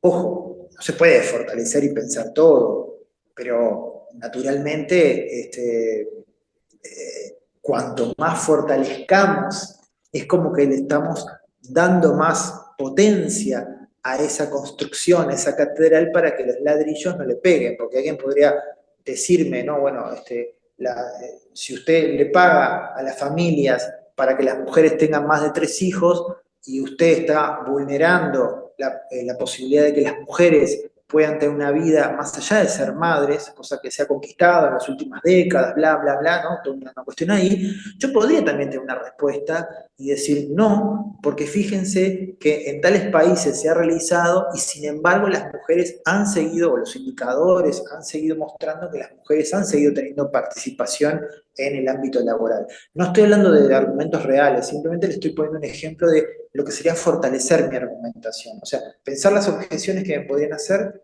y pensar si puedo yo contestar o no. Acá pueden pasar dos cosas. Si yo puedo contestar, todo ok. Pero si yo no puedo contestar a ese argumento, quizás yo deba modificar ese argumento o quitarlo. También implica decisiones al momento de organizar la argumentación. ¿Okay?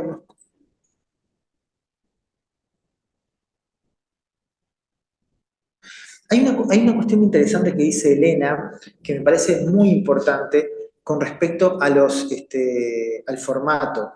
Yo acá lo estoy planteando de algunos alumnos. Pero ¿qué sucede? Todos los alumnos participan. ¿Saben por qué? Es que está buenísima la pregunta no, no es una pregunta, es un comentario. Porque dentro de un aula puede haber varios asuntos de debate. Por ejemplo, se arman 4 grupos. Imagínense que en una clase hay 24 chiquilines, ¿no? Entonces hay 4 grupos de debate diferentes, o sea, se debate sobre 4 mociones diferentes, pero los otros estudiantes pueden o aportar argumentos, o sea, ayudar a la preparación, o ser jueces también.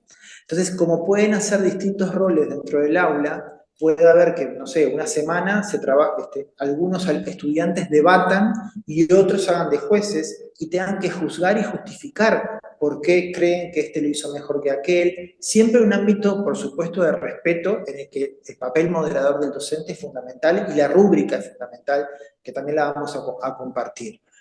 Por eso en el comentario de Elena me parece interesante, porque por más que en cada debate debatan 6, eso no quiere decir que no se puedan hacer varios debates en paralelo en un aula y que los otros estudiantes puedan, digamos, participar como jueces también de cada uno de esos, porque eso también es una forma de educar en debate, el hecho de poder mirar otros. Horacio, hay un comentario anterior también de Elena Rodríguez que dice, he utilizado la técnica del debate como una práctica de organización y de intercambio sobre diversas temáticas que les interesan a los estudiantes. En una clase tiene una potencialidad extraordinaria. Sin embargo, a diferencia de alguna referencia que se ha hecho aquí, solo planteables que no hay un equipo que gane, entre comillas, y otro que pierda, sino que un equipo logró una mejor planificación y desempeño en el momento del debate. Creo que esto ya tú lo hablaste, pero si quieres aclarar. Sí, está clarísimo eso. Lo que sí, en el comentario de la docente, de Elena también, es de Elena también. No había leído el último, pero está buenísima lo que dice Elena. El formato de debate, como tiene una rúbrica, tiene elementos técnicos, sí plantea como desempeños, digamos. Pero no quiere decir vos ganaste, vos perdiste, o tu posición es la que es verdadera ahora porque vos ganaste el debate. No. Por eso lo que se juzga son siempre cuestiones técnicas, la argumentación, el debate y las estrategias, que son decisiones, que después las veremos más en profundidad, decisiones que se toman en el debate. Si se contesta un punto de información o si se prefiere refutar un argumento en lugar de otro. Son esas decisiones de razonamiento. Las mociones son excusas que permiten trabajar el debate porque es todo el universo dialéctico y argumentativo que abre el debate. No sé si por ahí, yo estoy en sintonía con Elena, y es en ese sentido que hay un ganador o de un debate o alguien que plantea un debate. Porque de un modo se tiene que juzgar el debate. Porque eso también, ¿sabes Esta, qué? Le da dentro de la... Es como le da también otra motivación al debate. Por eso también es importante, y en la tercera sesión lo vamos a ver, la ética del debate. Es muy importante eso también. No sé luego si está la es... profesora María Viñoli, que pregunta si fortalecer los argumentos tiene que ser evaluado como estrategia. Cuando hablamos de fortalecer los argumentos, estamos hablando de la preparación. Antes de realizar una argumentación. Pero al momento del debate, sí, pueden ser o en argumentación, porque en realidad, ¿saben lo que va a pasar cuando vos fortaleces un argumento? La utilidad del argumento del fortalecer es, yo defendí, por ejemplo, que las mujeres tienen que tener más de 3 hijos. El equipo contrario me dijo, pero estás vulnerando a la mujer como profesional, ¿no? Lo que yo acabo de decir, no lo voy a repetir. Entonces yo contraargumento, o sea, yo objeto la objeción diciendo no, pero en determinados países ya se hizo esto y las mujeres siguieron en el mercado laboral sin bajas significativas ni nada de eso. Entonces, más bien, eso es más desde el punto de vista de la argumentación.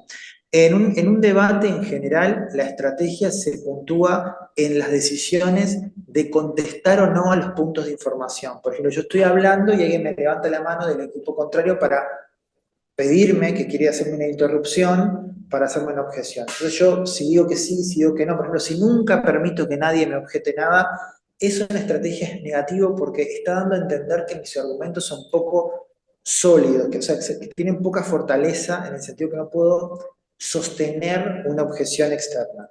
Entonces eso se puntúa negativamente, digamos, o baja el puntaje de estrategia. Nunca, y a esto lo aclaro, jamás en ninguno, ni torneos de debate, ni de debate en el aula, ni nada, jamás en ninguna de estas cosas se premia la estrategia de la mentira o de la falacia o del truquito psicológico o la burla o el insulto, jamás. Todo eso está fuera de lo que se premia ni de lo que está bien dentro de todo esto. ¿Tá? Eso lo quiero aclarar porque a veces genera alguna suspicacia. No, lo que se valora siempre son estos 3 elementos. La argumentación, el estilo, o sea, la oratoria, el modo de expresarse y la estrategia entendiendo como decisiones que se toman dentro del debate una vez que echó a andar la maquinaria, digamos, el juego. No sé qué, bueno, voy a ver. Voy a ir un poquito más rápido para poder realmente llegar tampoco no ser muy largo, pero sí que les quiero decir las cuestiones. Bueno, yo sobre estas cosas yo ya les he hablado. Introducir consiste en proponer una nueva razón para sostener el punto de vista y entre los múltiples argumentos que es posible desarrollar en la etapa creativa, introducir el argumento a la defensa de nuestro lado en su una decisión. No todo argumento merece ser introducido, hay que introducir buenos argumentos. Fundamentar, ya les conté, es como incorporar más razones, ¿no? Que permiten una fundamentación rica, le permite al orador que el discurso sea más extenso y que se sustente mejor, y una gran cantidad de razones que no es sinónimo de calidad. Si una razón es débil, será mejor no emplearla, pues podrá dar pie a una objeción. Esto lo voy a pasar porque ya lo comenté. Y el caso de fortalecer consiste en investigar la mayor cantidad de objeciones. Para cada objeción detectada se deberá elaborar una respuesta que o bien conteste la objeción o bien haga ver que la misma no es pertinente por algún motivo.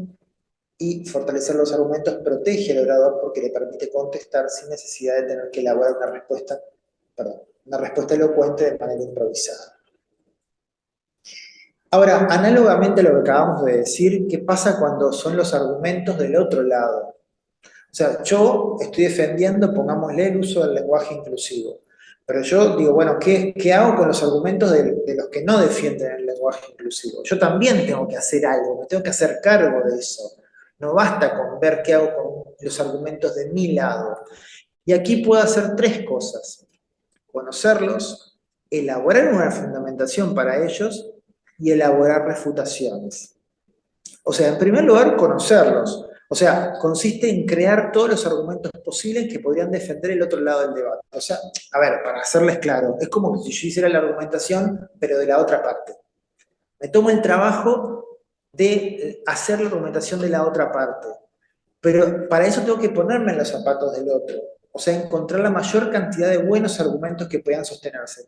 Y esto es muy bueno desde el punto de vista educativo, porque a veces, pongámosle, me toca defender el lenguaje inclusivo. Y entonces yo digo, bueno, los que no defienden el lenguaje inclusivo, capaz que yo me fanaticé con el lenguaje inclusivo, pónganle, entonces digo, son, no sé, fanáticos, son retrógrados o son gente que están en contra de la diversidad. No, vos tenés que tratar al otro como si el otro tuviera la misma dignidad y la misma fortaleza en sus argumentos como lo tenés vos. Y esto incluso por una cuestión de estrategia, porque la otra postura también va a tener buenos argumentos. No existe eso de que la otra postura son locos, son fanáticos, son dementes, no. También tienen buenos argumentos. Entonces, conocer quiere decir, ponete en la cabeza del otro que piensa lo contrario y encontrar los mejores argumentos, conocelos, ¿tá? Porque eso es fundamental. Cuando vos los conocés, fundamental, o fíjate qué razones posibles podría defender el otro lado. ¿Mm? O sea que es similar. Y una vez que encontrás la fundamentación, o sea, pongámosle que los que no defienden el lenguaje inclusivo dicen, bueno, son modas pasajeras, o no acompañan, como dijimos en el esquema al principio, no acompañan la evolución natural del lenguaje. Bueno, refutar eso. Decir, bueno, sí, porque la evolución natural del lenguaje no es natural, sino que es social. Y uno de los modos sociales de incluir el lenguaje es plantear cambios explícitos. Imagínense que eso fuera una forma de refutar. Entonces, ¿qué pasa? Si en el debate pasa que yo escucho el argumento que me dicen determinada cosa, cuando me toque a mí, ¿vieron ese formato de ping-pong?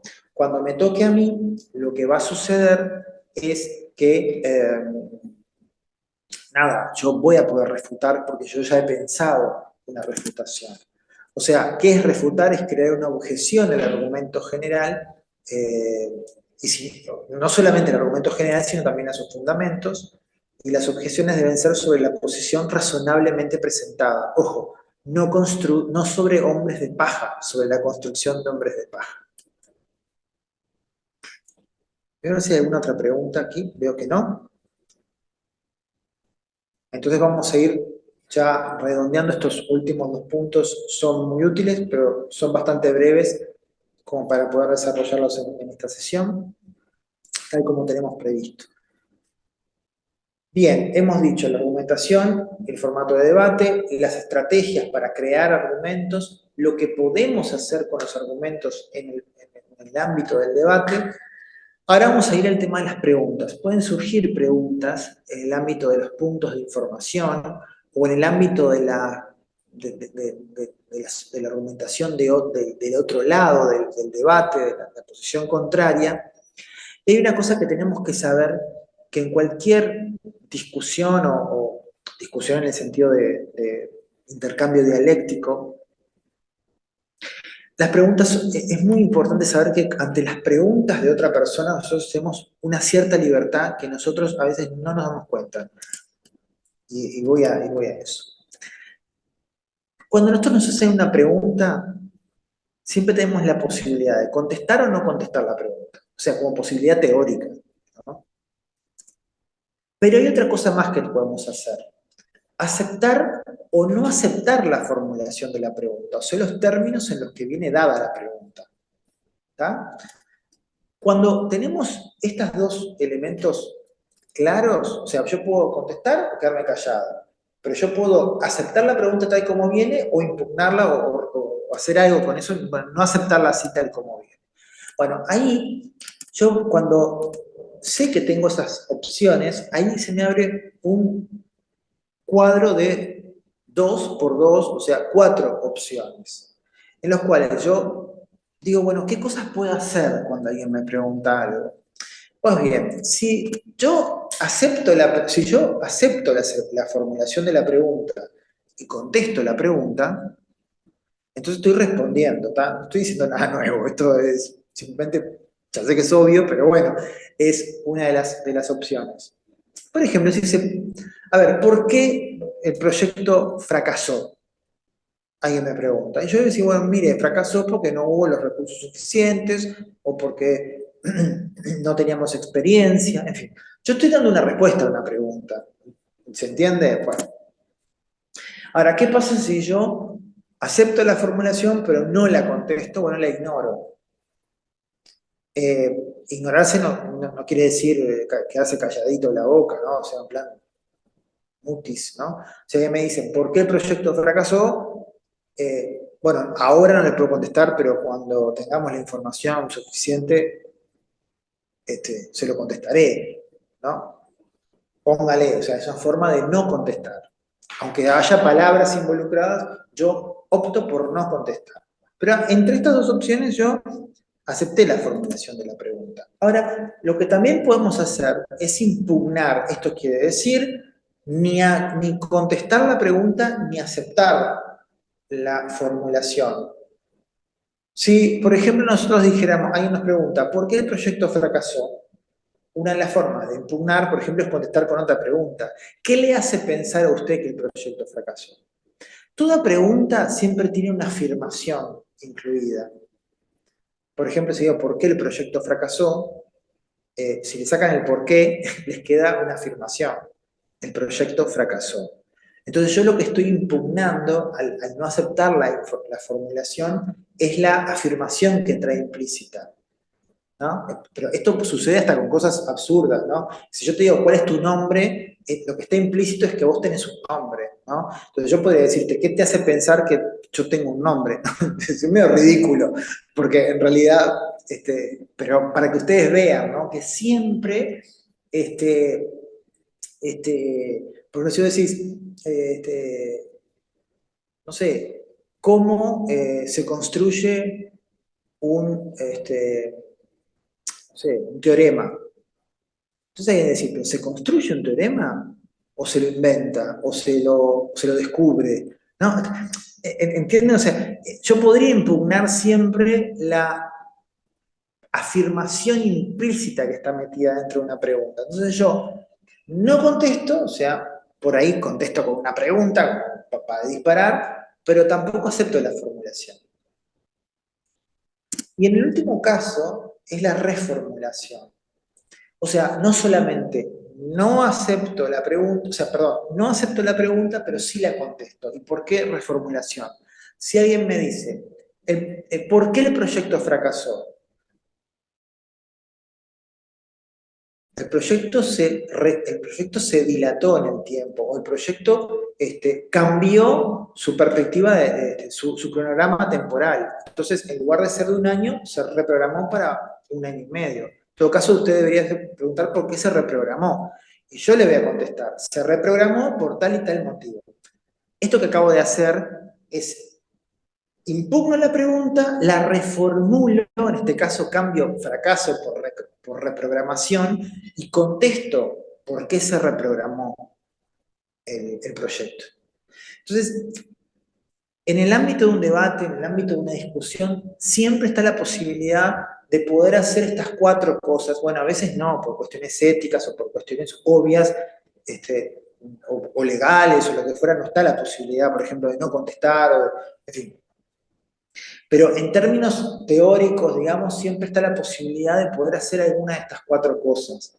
Vieron que a veces los políticos, bueno, políticos u otras personas que en la televisión, en fin, a veces no contestan la pregunta, se van por las ramas. No, a veces no se van por las ramas, reformulan las preguntas, tal vez no de un modo tan explícito como yo lo acabo de hacer acá, pero contestan otra cosa, o sea, impugnan lo que viene dado y van hacia otro lado.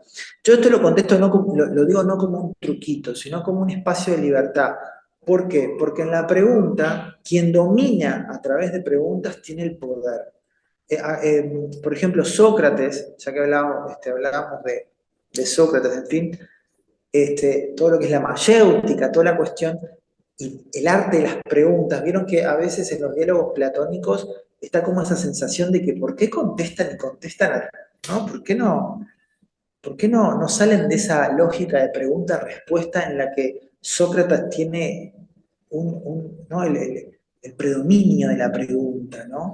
Bueno, el hecho de tener el predominio de la pregunta es tener el poder dentro de un intercambio. Si yo te estoy preguntando todo el tiempo, ¿y por qué hiciste esto? ¿Y por qué no hiciste esto? Y vos me estás contestando todo el tiempo, yo estoy en una relación de desigualdad en la que yo estoy en este caso siempre por encima. Cuando yo intento subvertir eso, es como de salir de ese espacio de subordinación.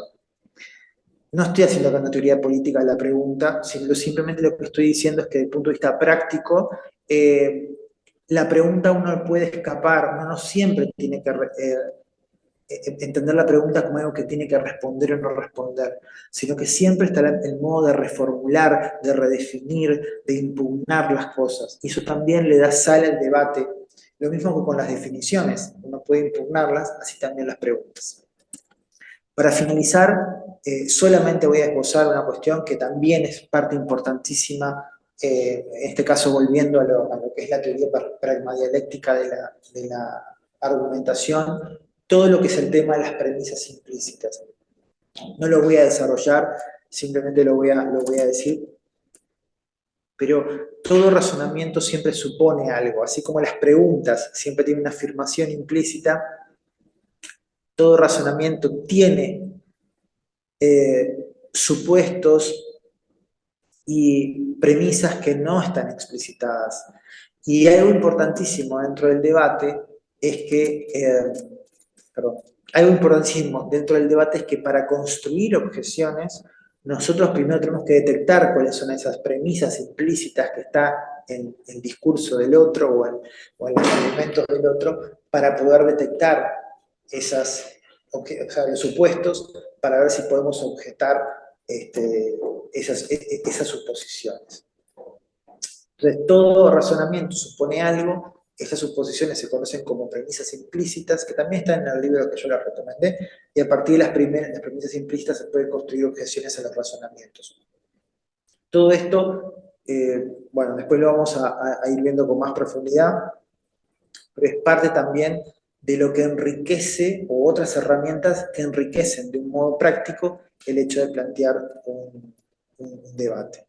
Por ejemplo, en este caso que nosotros habíamos visto al inicio, de que la obesidad moderada debería dejar de ser considerada una enfermedad, ¿no? Entonces, bueno, argumento 1, el estigma, ¿no? Considerar una enfermedad estigmatiza a las personas que no cumplen con los cánones de belleza, ¿no?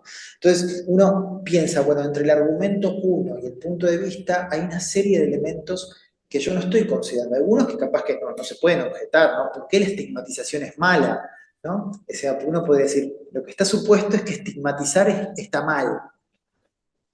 No sé, no sé si esto, les voy a poner un ejemplo, no sé si es el mejor, pero alguien podría decir, pero en este caso la estigmatización, ¿es estigmatización?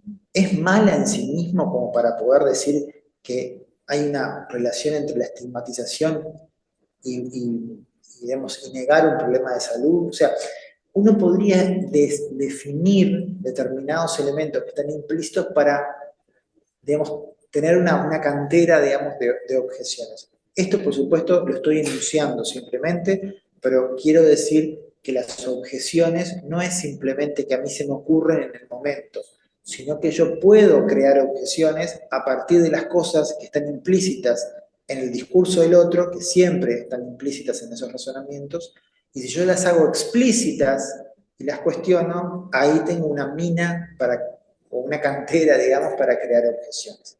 Lo dejo enunciado simplemente y bueno, con esto finaliza la exposición de hoy. No sé si queda algún espacio para preguntas, para... Bien, Horacio, Yaira Rodríguez dice, disculpen, ¿podrían decirme nuevamente el nombre del libro que recomendó Horacio? Muchas gracias. Sí, el libro se llama Argumentación, Análisis, Evaluación y Presentación de Frans van Emeren y otros autores. Yo lo voy a compartir a través de la cátedra este libro y otros libros de argumentación para que tengan como recursos los docentes. Muchas gracias. Y también quiero recordar que Horacio ya nos ha dado unos cuantos libros también para compartir. En el sitio web de la Inspección de Filosofía está el link a esos libros que ustedes pueden descargar. No sabemos si hay alguien más en chat, no hay más preguntas. Bien. De mi parte, agradecer y saludar a Horacio Bernardo, a ti Alejandro y a todos los participantes de la reunión. Muchas gracias. Sí, agradecer a Horacio porque fue muy claro. Y está preguntando Jaira en el sitio web de dónde. Escribinos, Eliana, a la Inspección de Filosofía y nosotros te trasladamos el link para que puedas descargar los libros. ¿Sí? Escribinos a insp.filosofía@gmail.com. Muy interesante y enriquecedora, dice Adriana Garcés. Muchas gracias. Después podrían compartir la sesión. Sí, va a quedar, ¿verdad? Beatriz, y no sé si ustedes quieren aclarar ese punto. Sí, tenemos Horacio ya nos dio su autorización, más allá de que obviamente todas las actividades que se hacen en forma virtual se graban como respaldo, una cosa es la grabación, otra cosa es la difusión, que siempre corresponde solicitar la autorización a los expositores y por supuesto generosamente Bernardo nos autorizó a eso, así que una vez que terminen estos 4 encuentros, van a estar los videos editados. Cuando hablamos de editar, obviamente no hablamos de suprimir contenido, sino de algún ruidito del micrófono o alguna cosa, y compartidos a través del canal de YouTube nuestro de Cátedra Alicia Goyena, y ahí aprovechamos a invitarlos a suscribirse, además de que el link, por supuesto, también va a estar, lo van a tener la inspección de filosofía a los 4 videos. La idea es que estén los 4 juntos para que queden como un paquete dentro del canal y ustedes puedan volver los que están hoy, volver a los contenidos, compartirlos a su vez, obviamente, y por supuesto los compañeros que no han podido ingresar por distintas razones y por unas cuestiones de cupo, ¿verdad? Puedan sí poder acceder a los contenidos, ¿no? Ese es siempre nuestro deseo, optimizar al máximo la comunicación y la difusión de esta construcción de conocimientos. El chat está muy activo y está agradeciendo muchísimo. Sí, sí, Muchas gracias, muy claro. No, Decirle nomás, Marcelo. reafirmar lo que decía Beatriz con respecto a suscribirse al canal de YouTube, que tiene mucho material y muy interesante. Bueno, la charla de la semana previa a Semana de Turismo está ya subido. Y bueno, y de años anteriores, hay de todo, de todo. Bueno, hay dice muchas gracias, muy claro todo, excelente. Elena Silva. Sonia Martínez dice muchas gracias por la fructífera exposición. Noelia Domínguez dice muchas gracias, muy interesante todo lo planteado en la exposición. Pamela Becerra pregunta cuál es el sitio web donde están los links. Pamela, lo mismo, escribinos a ins.filosofía@gmail.com y te pasamos el sitio web. Ana Silvera dice nos vemos en la próxima, gracias a la cátedra por colectivizar y hacer accesibles los recursos. Carlos Javier Gómez dice muchas gracias, muy clara presentación. Y atrás también, muchas gracias, muy interesante, Jimena Sosa. Termina Caballero dice muchas gracias. María Jimena Suárez dice muchas gracias, muy interesante la exposición. Así que bueno, felicitaciones de Horacio, siempre sos muy claro. Y bueno, seguimos en las próximas charlas profundizando en este tema. Muchas gracias a todos por los que han Gracias a venido. ustedes, nos vemos la próxima.